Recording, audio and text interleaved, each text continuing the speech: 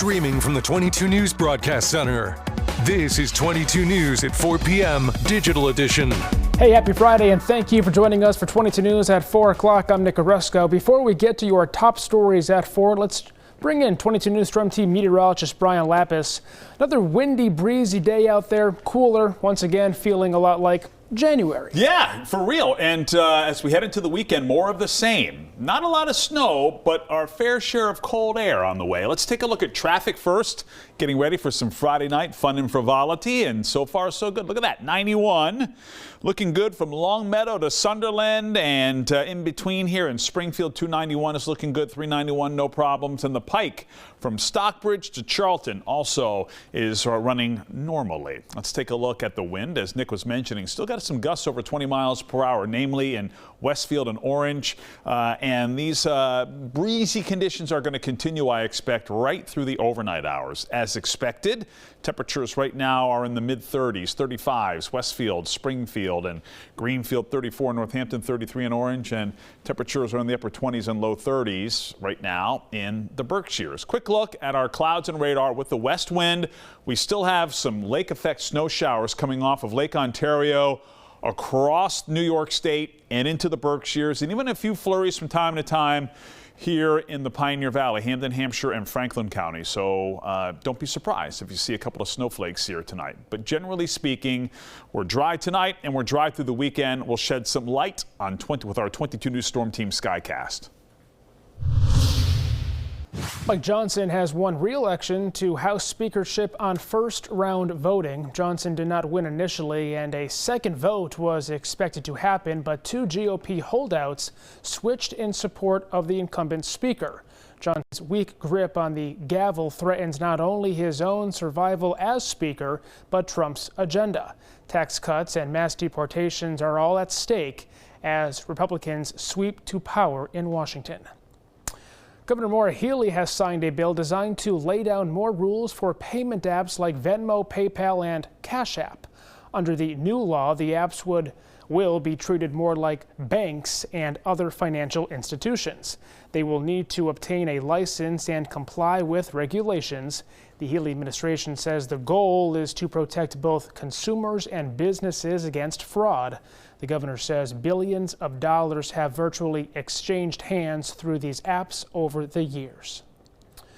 Two teenagers from Springfield were arrested for illegal gun possession. A 13 and 14-year-old were found on the 600 block of Main Street after police investigated reports of the 13-year-old possessing an illegal gun last night. The 13-year-old also had a warrant out for his arrest. Both teens attempted to run from police but were arrested. Police seized two loaded guns, and due to their ages, their identities and charges will not be released. President Joe Biden has decided to block the sale of U.S. steel to Japanese company Nippon Steel. The decision on the $15 billion deal was referred to Biden by a foreign investment committee last month. That committee could not come to a consensus. They say the sale could allow the Japanese company to cut U.S. production capacity. Biden has long opposed the deal, saying it is vital to keep U.S. Steel a domestically owned and operated business.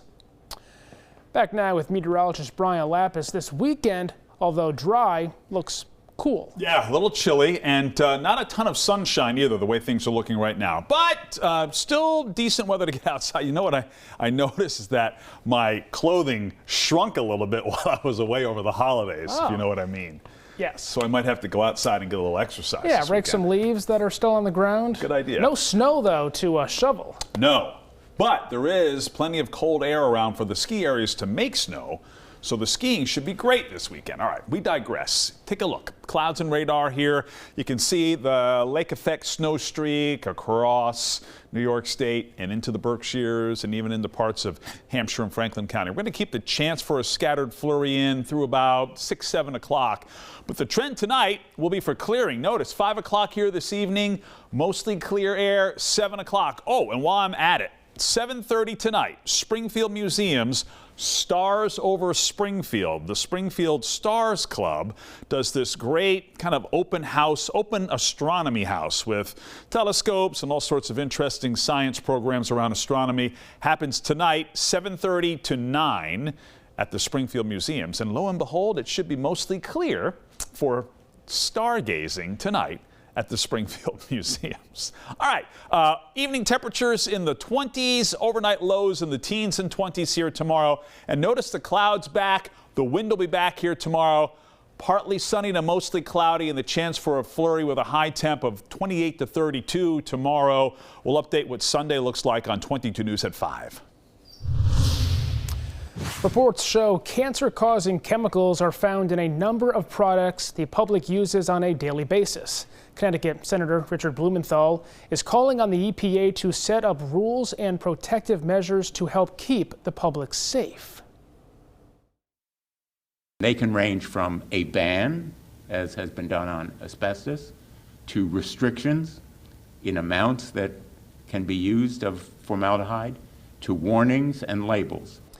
He says these protections must be approved quickly. He says not only are they legally required, but it's the right thing to do. The U.S. Surgeon General is calling for cancer risk warning labels to be added to alcohol after a new report found it is one of the leading causes of cancer in the United States. There are about 100,000 alcohol-related cancer cases and about 20,000 alcohol-related cancer deaths every year. Any change to the beverage labels requires congressional authorization. Well, tonight on 22 News, starting at 5 o'clock, as we have reported cases of the norovirus are on the rise, we'll have how you can keep yourself and your family safe from this stomach bug. Plus, Mass DOT has received funding to construct a pedestrian bridge over the Mass Pike in Berkshire County, how this will protect wildlife in that area. And we'll have a recap of the first week on Beacon Hill after the holidays in our State House Spotlight. Brian? Traffic looking good as we head toward the weekend. Friday evening commute, the start at least. We're good to go. Look at that. No significant problems on I-91, 291, 391 looking good. And the Mass Pike also looks great. We'll talk about weather for some outdoor weekend events on 22 News starting at 5. The mice could maybe also use that pedestrian bridge coming to Berkshire County. Up and over. All right, Brian, thank you, and thank you for joining us for 22 News at 4 o'clock. We're back tonight at 22 News at 5. Local news and weather anytime on our website at wwlp.com. Have a great weekend, everyone.